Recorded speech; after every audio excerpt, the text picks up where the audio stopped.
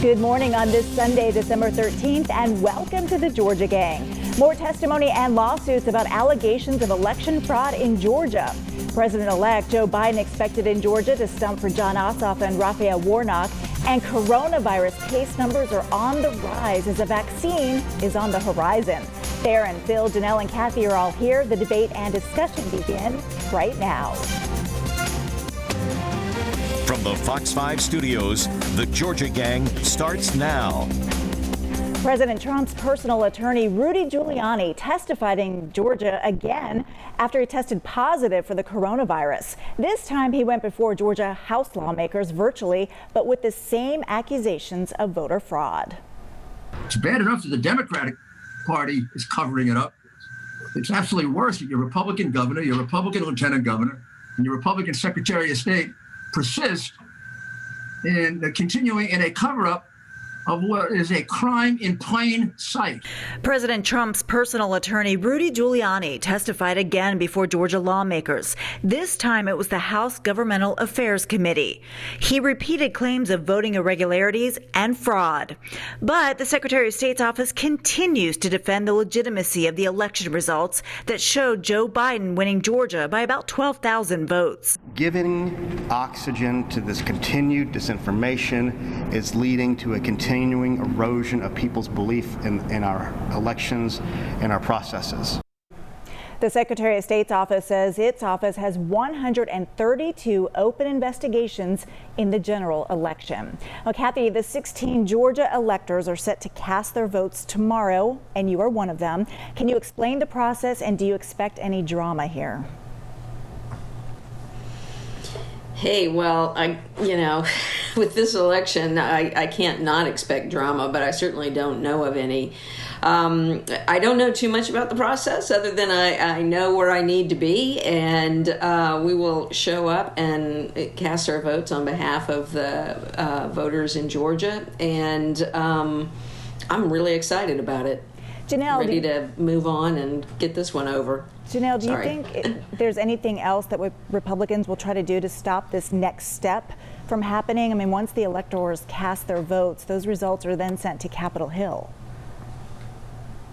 I believe if there's anything that is constitutionally right and within the realms of, the president's and the president's attorneys, leadership or whatever they decide to do, I do think that they will do it. I don't know if that's where we are as it relates to Georgia, but I certainly do think so. I know the hearings were just something that I watched, I listened to everyone, and I think it was really interesting to see what people's perspectives were on the election process. If there's anything we can learn from this is that we have room to grow, and I think that's where we should focus going forward. Theron, this week, House Speaker David Ralston surprised a lot of folks and said Georgia should have a Secretary of State that answers to lawmakers and should be appointed by lawmakers. And that didn't go over very well by Democrats. Well, Speaker Ralston always sort of about a month out from the session, he'll say something that always gets our attention, particularly those of us who lobby, but legislators. I think the Speaker can defend himself for why he said what he said. I think the Speaker would not sort of push back on anyone who thinks that it will be very, very difficult to pass that piece of legislation in the legislature. He would need an enormous amount of Republican support, but also Democratic support. And so there was pushback, but I do know that the Speaker would not say something that he didn't believe that he thinks that it could possibly happen. So we'll just see. But again, this is typical Speaker Ralston a month out from when the session is getting ready to begin. Phil, what did you think about Speaker Ralston's proposal of a constitutional amendment taking the power away from voters to select the Secretary of State? I actually agree with it. I don't like usually taking away a constitutional office away from the voters, but under Democrat and Republican secretaries of state in our modern political history, we've had tremendous problems, and look no further than Fulton and a few other counties. And so I think you talked about the hearings a few minutes ago that were held in the House the other day. There's documented fraud. There's hundreds of affidavits of wrongdoing and observable fraud and mistakes. And I think that Secretary Raffensperger should have gone to that hearing. He was invited by Chairman Shaw saw Blackmun and didn't show up. He didn't send anybody. What's all that about? The point is the legislature does have oversight. They make the election laws, not some Secretary of State. And so I think Ralston's on the right track. I do agree it's tough to get any constitutional amendment done. Maybe the Democrats just like the current situation where there's fraud and stupidity. Well, it was my understanding that they were advised not to show up because of all of these pending lawsuits. But Kathy, I want to get your take when Phil says there's all of this documented fraud. Well, there's just not. First of all, the vote has been counted 3 times and confirmed the outcome. Secondly, just because you have affidavits doesn't mean that anything happened, and nobody to date has been able to prove that there's anything that has happened, period. But also, even in terms of volume, if all of those things were said to be true, you just still wouldn't change the outcome of the election. So it's time to put that piece to bed and move on and have the vote on January 5th so that we can swear a new Congress in, swear a new president, and start addressing the problems of the country. Phil, I couldn't so see all you, of those people are lying? Are those people lying? I can't believe it. All of those people are perjuring themselves and lying and didn't witness anything. That's absurd. Kathy, there's fraud in every election some of them are. I mean, you have Mary Norwood swearing out an affidavit that there was fraud in her election, and that's fine, but that has nothing to do with this one. And then that gets lumped into the affidavits that we're talking about. That just hasn't been any proof. That's just why you investigate. investigate. An allegation doesn't mean it's they're investigating things, and they haven't found anything yet that would change the outcome of the election. Phil, last word. So here. that holds true for Stacey Abrams. Does that hold true for Stacey Abrams when she made all those claims that you always supported her, but not this time for what's going on now? That's a total double standard. No, it's not a double standard, Phil, because I don't first know what you're talking about. But secondly, if there have been cases that have been proven, to be true, as there have been in some of the cases that the Fair Fight people have brought and had decided in our favor. So I don't think it's a double standard at all. Win a case, and we'll come back and have that conversation. But one case has not been won yet on behalf of Republicans making these allegations. So let's move on, because I really do want to talk about this Texas case. Janelle, Georgia's Attorney General was quick to come out against it. That apparently prompted a call from President Trump warning Chris Carr not to rally other Republican attorneys general against this lawsuit. This one, though, yet another one that has little chance for success. Don't you agree? You know what? I don't know whether it'll be successful or not, and I think arguing one side over the other is a little ridiculous because we have to wait and see what happens at the end. But I have to say that I'm really frustrated with this notion that individuals who are elected to serve the entire state and serve the people have to choose sides between either the president or the governor or just in general when they're representing the entire state. That then, to me, in my opinion, that takes the power out of the hands of the people and puts it in the hands of these elected leaders. And that is a frustrating point for me because we have to focus and get back on the people. I mean, these elected leaders, Chris Carr, our Attorney General, our U.S. senators, they represent both sides of the argument because of the fact that they represent both sides and all the people here in the state. So when we start asking them to choose sides and start creating all of these this division within this party, we're putting ourselves in a position where we're now removing the power from the people, and that is a problem. I would hate to have to call or be in a position where I call a U.S. Senator's office and the first question I get is, well, did you support me or did you not? That's not what we're supposed to be doing. We're supposed to make sure that our leaders represent everyone. So backing them against the wall is just not something I'm here for. I don't care who it comes from. Okay. I'm just not supporting that at all. Fair, and I want you to follow up and have the last word here because I think you could really point to President Trump for starting this kind of who do you support back and forth.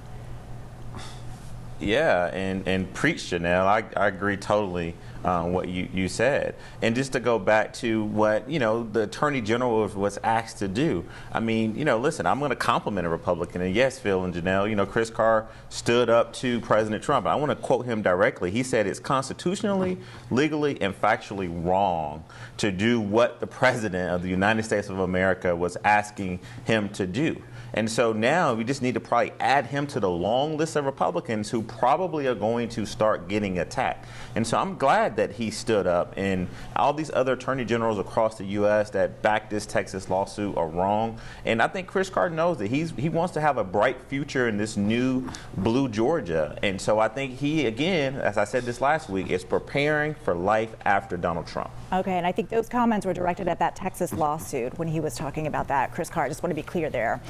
Coming up, President-elect Joe Biden will be in Georgia this week campaigning for Jon Ossoff and Raphael Warnock. We'll discuss straight ahead. Have a question or comment for the Georgia Gang? Email them at georgiagang@foxtv.com. Vice President Mike Pence was in Augusta this past week, and now we've learned the President-elect Joe Biden will be in Georgia for Jon Ossoff and Raphael Warnock. Theron, I want to start with you. What will be the President-elect's message, and do you have any insight into where he'll be and when he's coming? Well, I think, President-elect Joe Biden is happy to come back to Georgia, a state that he won. And so it's really happy for me to really just say this on behalf of all Democrats, that we're finally happy to invite a Democratic president back to Georgia, in which a state that we helped him obtain that White House.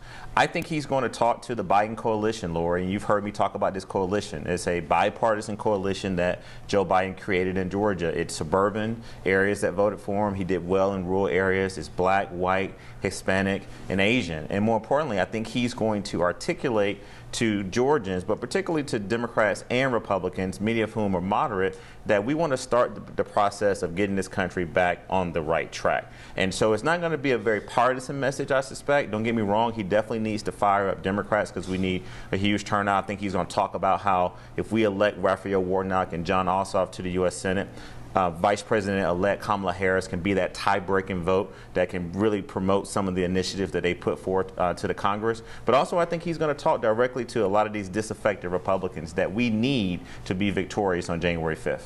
And Phil, it wasn't really that long ago that Republicans could use these national Democratic figures against Georgia Democrats. But will that strategy work now? No, those days are gone. What we have to do now is Republicans and conservatives is point out the deep division in the state and national Democratic Party, and that is between your traditional liberal Democrats and also the radicals and the socialists like Warnock and Ossoff. Sometimes you don't know where he's coming from. He keeps switching around. So is Biden going to come here and talk about the socialist handbook and big taxes and big spending, weakened defense, weakness for the police? It'll be interesting to see what Biden does and then see what the hard far left does when he talks about these things. Janelle, some of the issues that came up in the debate I'd love to discuss. How can Republicans say that the election process is rigged, yet tell supporters that they need to vote in this rigged process? That's a tough message there. Well, I think what we heard in the debate wasn't that anyone was saying that they know for sure that the election was rigged. What I know Senator Loeffler has been saying all along is that the president has every right to defend and to look into these allegations to make sure that there wasn't anything done wrong. Because, like I said, we won't know until the final answer is said, whether it goes to the Supreme Court or whatever happens. But the fact is, not voting means that you're saying that I'm just going to hand it to the Democrats. I believe as Republicans, we fight to the very end. And if this is the system that we have, then we need to make sure we go and vote. It makes no sense to sit this one out assuming that something's wrong when we have absolutely no 100% proof, because if we did, we wouldn't be still fighting and putting up lawsuits. So the fact is that we have allegations that there's something that was done wrong, and we have a lot of evidence that leans and points in that direction. I agree with that 100%. But until we know for sure, we need to continue to vote and to make sure that we exercise our constitutional rights and that we do what we're supposed to do. So not voting is not an option. And even the president himself has said that you need to go out and vote, regardless of what we're going through right now. We can fight this over here and you can still go and vote. So you can do it simultaneously. Kathy, during the debate, I want to get your take. When Senator Loeffler went after Raphael Warnock for being a pro-choice pastor, a lot of folks are questioning, how is Raphael Warnock a pastor and also pro-choice? Well, I think Raphael Warnock, like many people in America, believe that the reproductive decisions are best left to women, their physicians, and their families. And that's just a distinction. It has nothing to do with whether one likes abortion or doesn't like abortion. It has to do with who gets to make the decision. And I think that's perfectly in line with what I think his beliefs and values are, is to trust women to make those decisions. But I think we have to really look at the fact that Loeffler during the debate never referred to him as Reverend Warnock, his proper title, and continuously called him radical liberal or whatever it was she kept, radical socialist. I don't know what these labels are. And that's really not, it's not appropriate, and it's really just kind of beneath a U.S. senator to engage in a debate where name calling is the best defense that she could come up with. Phil, I want to go over to you because I want to talk about Jon Ossoff and the fact that Senator Perdue did not show up for that debate and there was an empty podium. I pointed out earlier this week, the last time that Senator Perdue did not show up for debate, I mean, he had an excuse. President Trump was in town and they canceled the debate. This time around, it was about optics, and to have this empty podium, do you think that was a good strategy for Senator Perdue? I think it was a good strategy because he's already debated Jon Ossoff twice. They both have pretty much stuck to their talking points, and it would have elevated, if he'd done a third debate, it would have elevated it to where the left-wing media nationally could pick and choose and edit and smear Perdue. We know how that works, and we know about the state of journalism today. It's in the tank for the most part for the left. And so I think he needs to stick to the grassroots work that he's already doing. He's going across the state as an incumbent senator and working with everyone. And of course, Ossoff is doing that too. Ossoff wanted to do 5 debates, which is ridiculous. But by the way, Lori, I agreed with your analysis earlier in the week. I have to criticize the Atlanta Press Club. I thought the format was all wrong. I think Theron and I could have probably written out the talking points for both those candidates even before it aired, and we wouldn't have learned anything new. I like follow-up questions from the journalists. I like the two candidates questioning one another. I think that the whole format was a disservice. Yeah, I think it's just an awkward format sometimes at Atlanta Press Club. I think they just need to update it. Theron, your thoughts, did it help or hurt Senator Perdue not to show up for this one? It's really bizarre to me, Lori, because I think Janelle and Phil have both said that Senator David Perdue actually is a good debater. I mean, he's a great orator. He's very effective in his communication skills.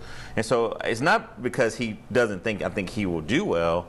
It's got to be one or two things. Either he is not going to give Jon Ossoff an opportunity to ask him some questions that maybe he's not prepared to answer, or he may not want to answer that may hurt him in his campaign. Or the second thing is that maybe he just doesn't think that the people of Georgia deserve to hear both sides of the debate. And so I would have advised him, and I know others would have advised him to participate, because it's not like he doesn't have the ability to debate Jon Ossoff. But, again, now Jon Ossoff is definitely getting better and better in these debates. He's able to amplify the absence of Senator Perdue through his massive digital platform. And so I just think that the people of Georgia are the losers in this, because they deserve to hear both sides debate why they should be elected to the U.S. Senate. All right, we'll leave it there, folks. Thank you. Coming up, coronavirus cases are surging again in Georgia, but the vaccine will soon be on its way here. Join the discussion on the Georgia Gang Facebook page and watch past episodes on the Georgia Gang YouTube channel. Georgia set a new record for the number of confirmed coronavirus cases reported in a single day, more than 6,000. Although the arrival of the vaccine could be just days away for healthcare workers and the elderly, the rest of us have to stay vigilant for a while. Isn't that right, Kathy? It is right.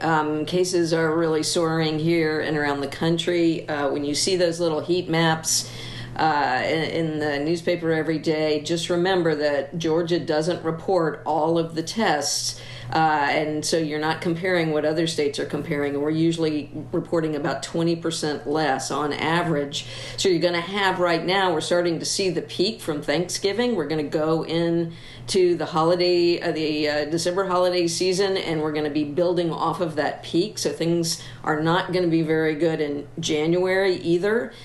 So please, please, please take this very, very seriously. Make plans to Zoom with your family or do other kinds of things that you can do, and stay safe during these holidays. It's really important. The vaccine will be here soon. That won't put an end to it, but it will be a lot better. Janelle, as Kathy mentioned, we know we're seeing this surge after the Thanksgiving holiday and the December holidays are upon us. Do you think that pressure will mount for Governor Kemp to institute more restrictions, or are we just over these restrictions? No, I think the restrictions that are in place are strong restrictions, because it's here's the thing, the virus is here, and I know we've been saying this for months and months, that it's virtually impossible to eradicate it unless you put everyone in individual cells 6 feet apart and say you can't go to work, you can't do anything, you can't, it's impossible to do that. So we have to kind of live with it while taking necessary precautions. The fact that the vaccine is so close and so ready to just kind of be sent out there, I think is a positive. And so I'm hoping that as long as we stay vigilant, we do what's necessary, and if the virus happens to hit your house, that you just fight it with everything you can, and I think we'll be fine, and we'll just weather through this. All right, DeKalb school officials say they're not likely to offer in-person classes anytime soon because infections have to drop below 100 per 100,000 people, and right now they're at more than 300 per 100,000 in the county. Theron, how can DeKalb and other school districts justify these decisions to parents when other school systems are open for in-person learning and they're just kind of closing individual schools as needed?